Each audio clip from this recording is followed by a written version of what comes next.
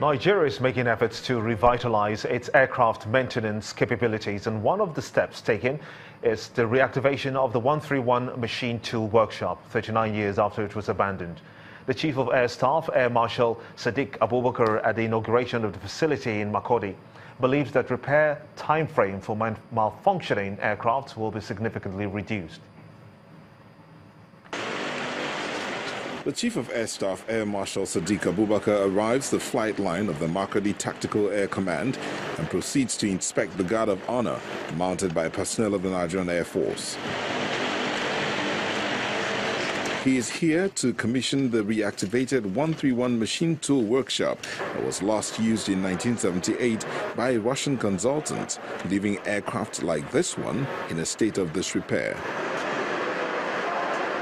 The Air Force Director of Standard and Evaluation lists sophisticated fighter jet and aircraft repaired in the reactivated facility. The Nigerian Air Force is also well advanced in innovative technologies such as the Gulma UAV system and the unmanned ground vehicle, which is capable of detecting and jamming improvised explosive devices. In the process of all this, I am glad to say that the Nigerian Air Force has received 2 patent rights within this administration. Air Marshal Sadiq Abubakar laments the many years of neglect and its impact on the maintenance of aircraft.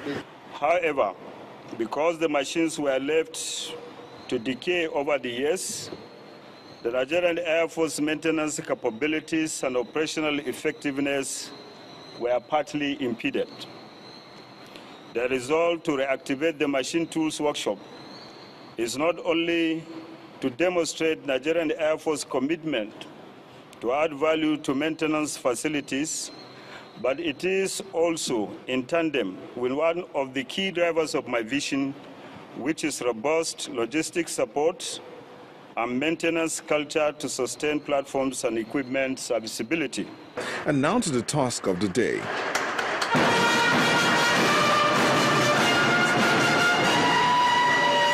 Next is the inspection of the workshop, where fabrication of aircraft components and maintenance is done, and Air Marshal Sadiq commends the indigenous innovation aimed at cutting down the repair time frame for malfunctioning aircraft. Aircraft downtime is now going to be better now because you don't have to wait that long since you have your people on ground.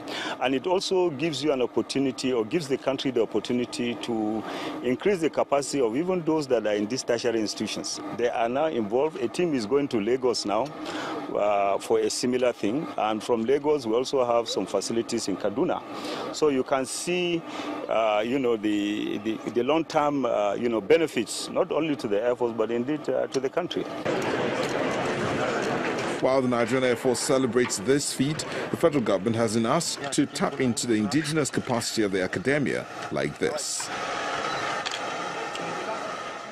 Despite the criticisms of fear created by stories of alleged administration of poisonous vaccines, the Nigerian Army authorities in Bayelsa State has announced it will begin a medical outreach next week. And the state governor, Sireke Dixon, is telling parents to take advantage of the opportunity the exercise presents. The governor made the call while receiving top officers of the Nigerian Army in Yenagoa, the state capital. The leader of the team, Major General Rogers Nicholas, is also asking the people to disregard any rumor of infection and take advantage of the Army's medical outreach. There are several other land that have been given to the Nigerian Army for the building of barracks and FOBs, for operating bases in this state, to be able to carry out our security assignments in the state. Part of the exercise, we are also going to carry out the medical outreach and the donations of education materials within the week to the state as part of our civil responsibility to the various communities where we operate. The military is there for we people, and while discharging their constitutional responsibilities, working to ensure our collective security and safety, they deserve our support, but they also need to be at their best. The army that we have with our officers and men, these are all our brothers, fellow Nigerians and friends. I do not believe that they are carrying out a medical outreach in any community that they are doing so to injure the health and well-being and safety of our people. That is not true. In the meantime, the chairman of the Yobe State Task Force on Polio Eradication is also asking parents to disregard the wrong vaccination rumor that went viral. Mr. Abubakar Aliyu, who is also the state deputy governor, is not happy with the tales and believes that enemies of education advancement are at work to discourage school enrollment and attendance for effective learning. A few days ago, students in Damaturu, the state capital, ran home for fear of being vaccinated by unknown people, a situation that brought teaching and learning on its knees for several days. Thank you so much, Excellency. We are not doing this thing alone. We have been working with the donor agencies as a task force. I chaired the state task force on primary health care and immunization. And all the donor agencies that are working in the field of polio eradication are working with me as a task force. So there is no better assurance than that.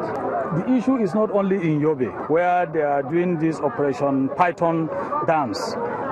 The people were taking out their children from school, complaining that somebody is going to inject their children in the head. So it is not only in Yobe State, it's a national problem. So all of us, we, the government, the press, the partners, we should come together. Just like I said here, we have been doing these polio vaccines for over 20 years. And you know the successes. For instance, since 2014, we have never had any case in Yobe State. This will show you our commitment as government. Safe and orderly migration is what the United Nations is advocating against the persistent trend of illegal immigration that leaves many dehumanized. It plans to ensure that countries of the world are on the same page. The United Nations is asking nations to discuss what it calls the Global Compact for Migration. The GCM will be the first intergovernmentally negotiated agreement prepared under the auspices of the United Nations to cover all dimensions of international migration. In recent times, the numbers of voluntary returnees from Libya are surged. As of September 2017, almost 2,000 returnees made it back home, and they have tales of woe. I'm indeed honored to be part of this national consultation. Changing the narrative that migration can be safe and orderly is the reason for this meeting, and representatives of organizations involved lend their voice. The National Commission for Refugees, Migrants and Internally Displaced Persons takes the lead. At the end of 2016, international migration, according to IOM, reached the record high of 244 million. A good percentage of this number are people fleeing their countries from either war, poverty, human rights abuses, religious intolerance, persecution, oppression, threat to human security and peace.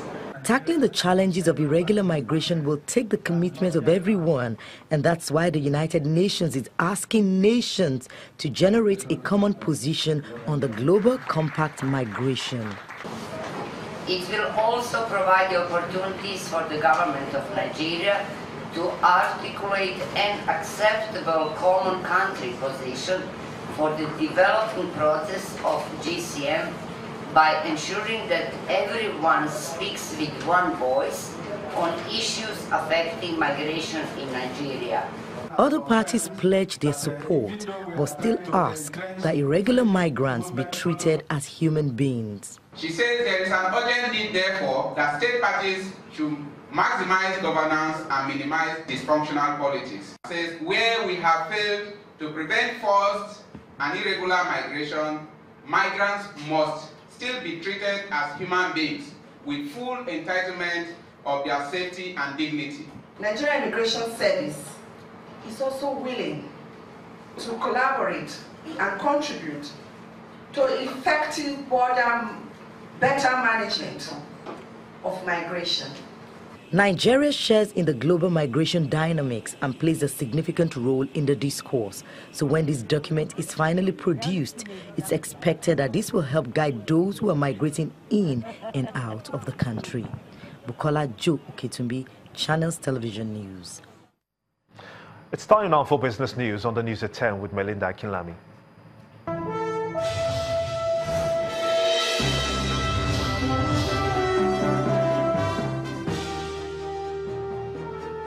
Many thanks, Gimba. Welcome to Business News.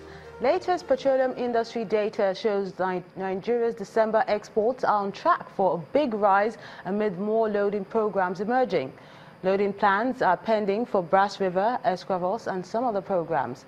Export plans for Forcados, Bonga, Abami, and other grades were issued on Friday, while the current program of 48 cargoes is already above the November plan. In the meantime, Royal Dutch Shell, local subsidiary which lifted a force majeure on Bonny Light crude exports, has not yet issued loading plans for the light sweet grade. The National Bureau of Statistics says a total of 246.3 billion naira was generated as value-added tax in the second quarter of 2017, representing a 20.28% rise on quarter-by-quarter basis. The figure is contained in the Bureau's second quarter report on sectorial distribution of value-added tax. According to the NBS, the manufacturing sector generated the highest amount of VAT with 33.69 billion naira. The mining sector had the least VAT of 34.19 million naira, while the balance of 48.68 billion naira was generated from the Nigeria Customs Service. The NBS noted that the value generated in this quarter was higher than the first quarter of the year. The Delta State Governor, Ifeanyi Okowa, has presented a budget estimate of 298 billion naira for the 2018 fiscal year to the State House of Assembly. Giving account of how the 2017 budget was spent from January to September, Governor Okowa explains that a total of 127 billion naira was utilized. 104.2 billion naira was incurred on recurrent items as against the approved budget of 118.5 billion naira, representing a budget performance of 87.97%.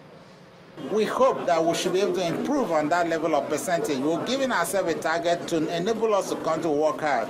But as I also did say, with the improving resource and the fact that the Forcados trunk line has now come back to action, we are hoping that some of these oil service companies that remain redundant or that have moved out, that they will return in the course of 2018, and therefore we'll be able to generate more money from payee. Governor of Delta State, Ifeanyi Okowa. The Nigerian Oil Share Index reversed the gains recorded last week to shed 0.71%, closing at 36,587.31 points. All the major indices fell, save for the banking sector, which appreciated 0.03%. A total turnover of 872.8 million shares were traded, valued at 14 billion naira in 19,047 deals. In the week, 23 equities appreciated in price, with 34 losers.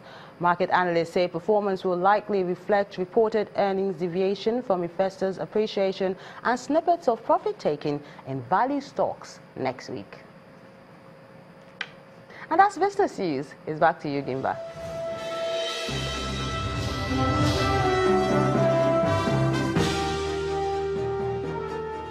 Still ahead on the News at 10, Nigeria Super Eagles to face Argentina in an international friendly in Russia on November 14th. That's on Sports News.